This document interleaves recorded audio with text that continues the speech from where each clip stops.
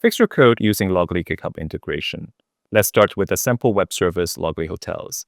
As a customer, I try to book the beach resort, but it's sold out and an exception is raised.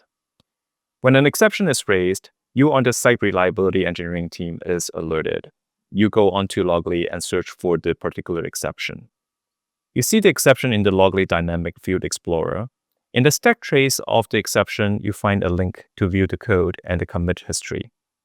This way, you can pinpoint the offending line of code and the developer to contact for a fix.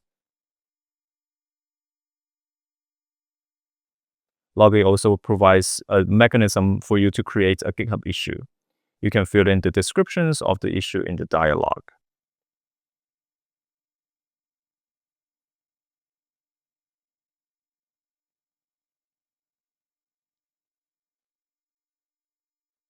And you can also include the event details and a permalink in the description by checking the option boxes below.